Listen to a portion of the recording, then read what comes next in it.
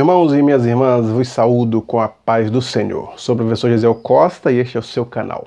Canal EBD em Ação. Um canal feito especialmente para você, para abençoar a sua vida com subsídios doutrinários, subsídios históricos, subsídios teológicos, subsídios sociais.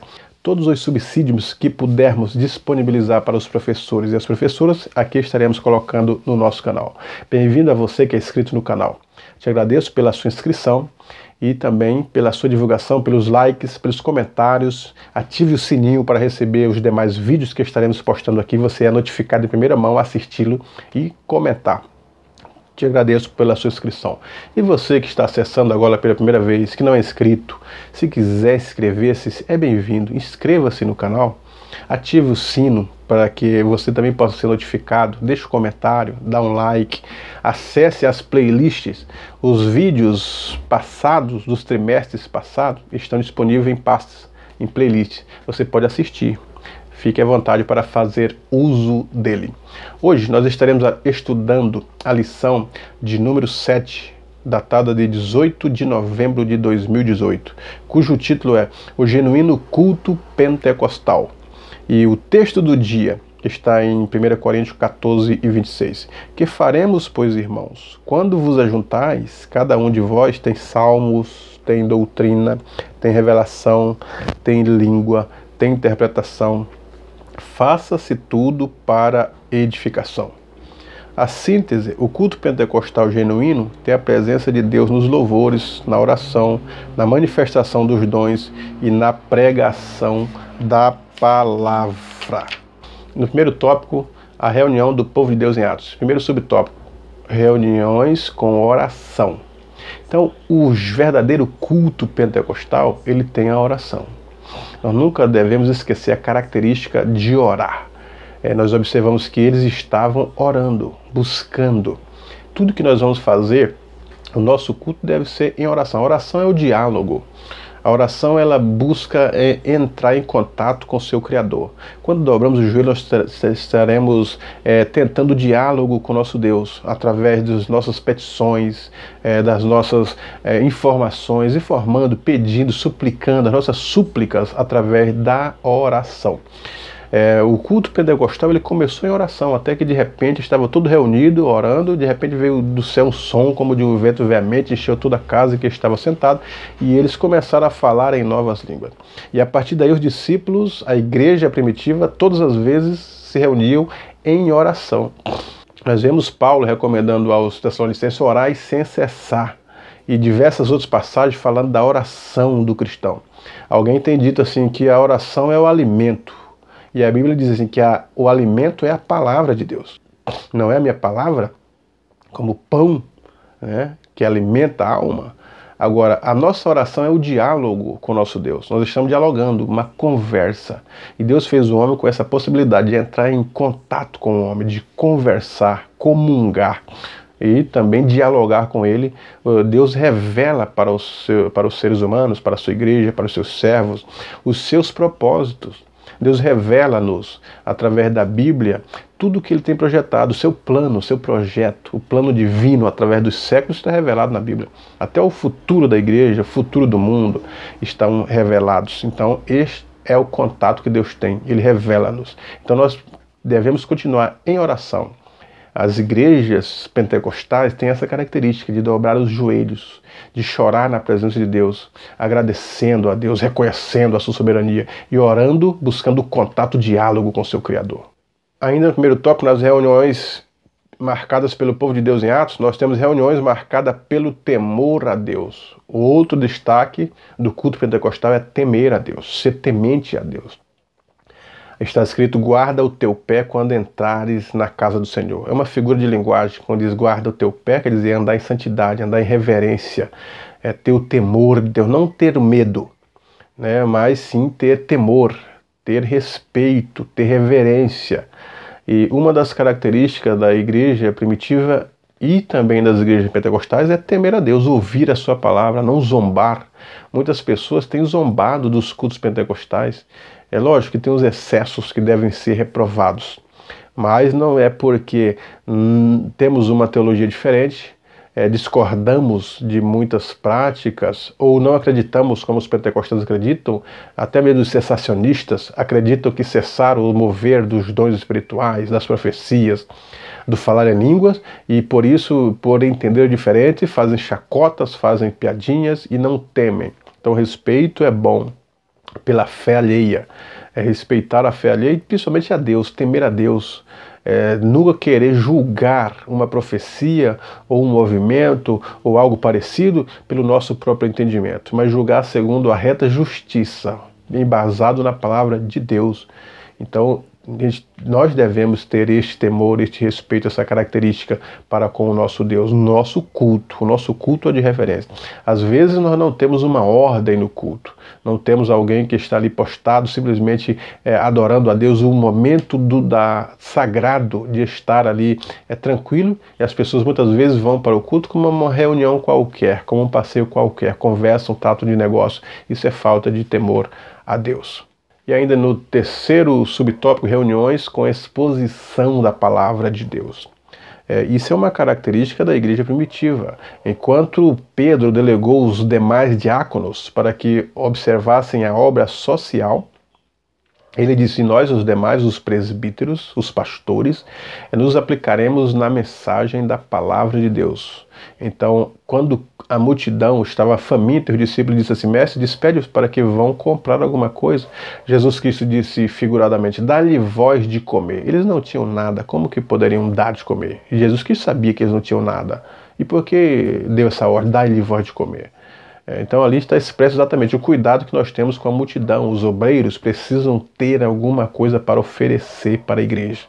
Os obreiros são responsáveis por buscar de Deus uma palavra, um ensino, e nos cultos fazer uso do horário da palavra, pregar a palavra como ela é e ter tempo para expor a palavra de Deus.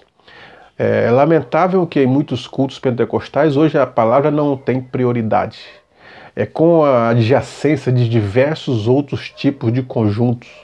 Conjunto de criança de peito, conjunto de criança da pré, conjunto de criança do berço, conjunto de criança, conjunto de adolescente, da pré-adolescência, da pós-adolescência, da juvenis, dos jovens, dos adultos, das adultas, coral, os idosos, os da meia-idade, e a das irmãs, dos obreiros, das obreiras, e por final todos esses tipos de conjunto cantam e sobra um espaço pequeno para a exposição da palavra de Deus.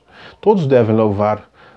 Tem os louvores congregacionais que envolvem a toda a congregação, mas o tempo da palavra, ele é prioridade. É uma das características da igreja primitiva, expor a palavra, pregar a palavra.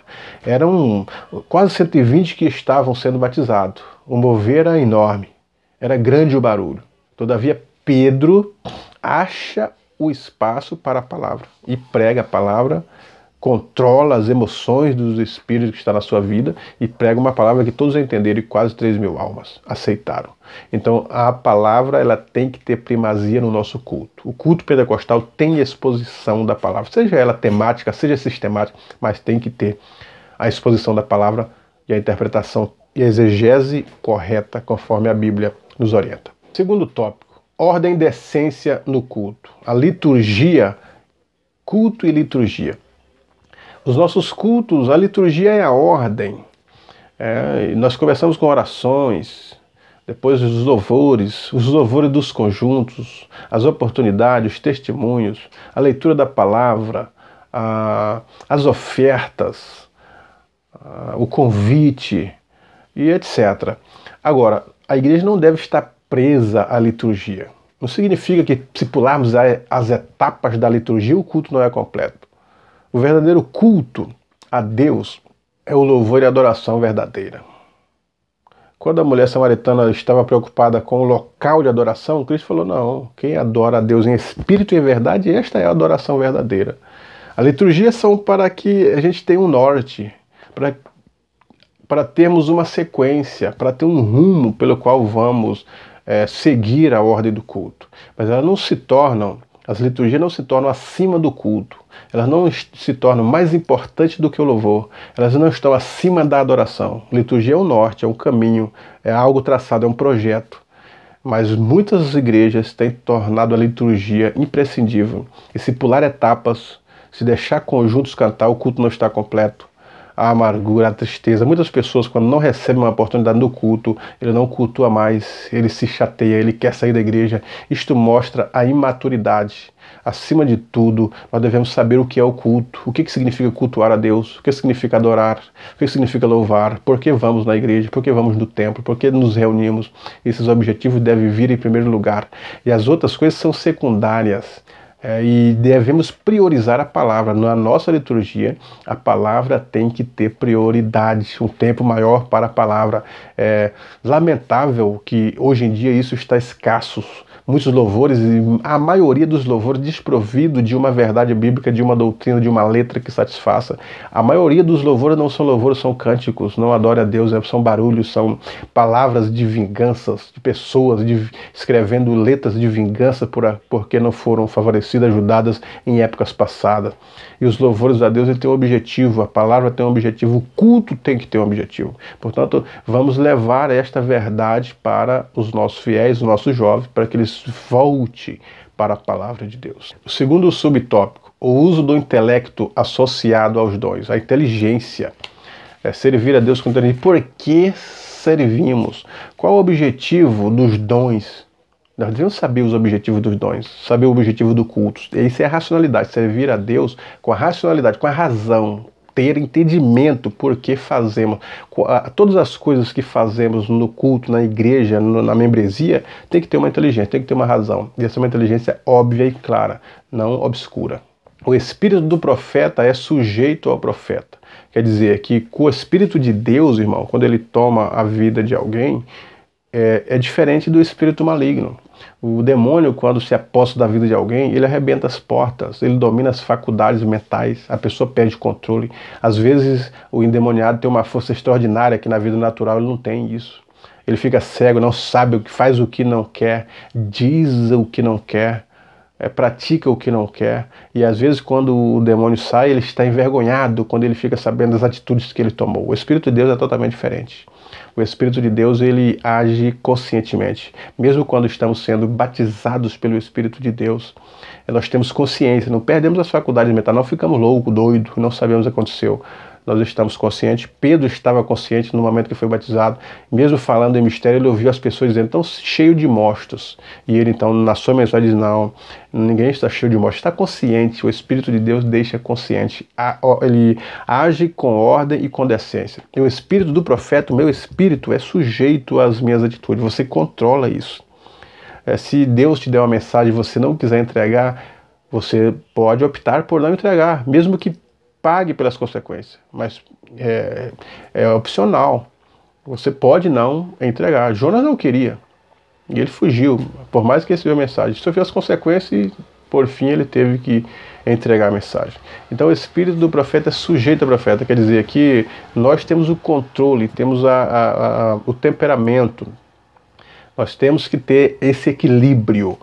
E saber que na liturgia, no momento da mensagem, a mensagem pregada é a maior profecia. E se nós tivermos, no meio de uma mensagem, receber uma profecia, saber esperar o momento exato após o culto para entregar a profecia. Não interromper. Deus não atropela. O próprio Deus ele não entra em confusão se ele está usando o profeta para pregar a mensagem, está usando alguém para profetizar uma mensagem. É lógico que tem os tempos certos, conforme Paulo diz aos Coríntios. Quarto subtópico, adorando a Deus em espírito e em verdade. A nossa adoração é em espírito e em verdade. Os louvores, a adoração é saber do espírito da verdade. Muitas pessoas louvam de lábios. Até a Bíblia diz isso, esse povo me louva de lábios, mas o seu coração estão longe de mim. Expressando exatamente que nós devemos adorar a Deus, chegar diante de Deus com o coração contrito e com o coração abatido, que ele não despreza quem chega dessa forma.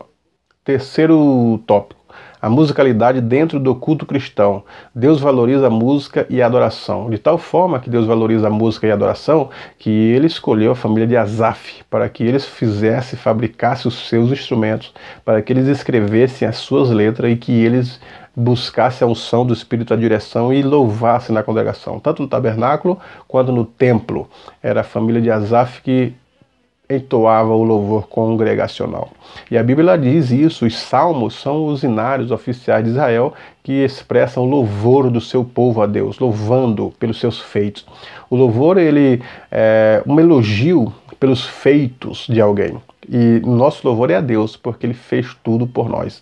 O Salmo 150 é o salmo que expressa exatamente isso, conclui todo o livro que vem falando de uma boa parcela dos louvores. Inclusive, os salmos são um hinário oficial de Israel, eles cantam realmente os salmos, adoram a Deus através disso. Então, o louvor ele tem a sua importância. O louvor não pode falar dos nossos feitos. Muitos louvores têm falado das nossas atitudes. Os louvores não podem falar das atitudes dos nossos amigos, nem dos nossos inimigos, mas deve falar dos feitos de Jeová, dos feitos de Deus. É um elogio a Deus, não a mim, nem ao próximo, nem à igreja, mas ao próprio Criador da igreja. Tanto os salmos cantados pelo povo de Israel, quanto os hinos da atualidade, os hinos da harpa cristã, são hinos que devem falar e engrandecer o nome do nosso Deus, porque quem merece toda a honra, toda a glória e todo o louvor é o Espírito de Deus, é o nosso Senhor Jesus Cristo. E por último, cânticos espirituais. Os cânticos espirituais, louvores espirituais, as línguas estranhas, o nosso espírito ele exalta a Deus. O nosso espírito ele reconhece a grandeza de Deus e adora, se prostra através de cânticos, através das maravilhas, dos louvores. Tudo Deus ele faz para que o homem tenha a satisfação da alma. E a alma só é satisfeita quando ela louva. O espírito só é completo quando ele adora o seu Criador. E nós devemos buscar exatamente esta importância para a nossa vida, esses significados, para que cada dia mais nós temos um culto especial. O nosso culto ele não deve ter elementos como alguns cultos da atualidade que vem perdendo a objetividade do próprio culto, mas sim ter elementos que a Bíblia norteia, que a Bíblia exalta, que a Bíblia mostra quais são os elementos do culto, sejam a palavra, sejam as ofertas, seja a adoração, seja o louvor, todo o ritual, a liturgia em si. No Antigo Testamento era chamado as leis cerimoniais, a lei da cerimônia, então estava envolta as ofertas, a participação dos levitas, as obras, o louvor, o rendimento a Deus e, por fim, a palavra era expressa e norteava as pessoas a viver melhor e, através da palavra, nós somos santificados. Então, que o nosso culto cada dia seja melhor do que ontem e possamos servir a Deus com inteireza de coração cada dia mais e mais. Portanto, meu professor e minha professora, que Deus em Cristo te abençoe, que a sua aula seja abençoada.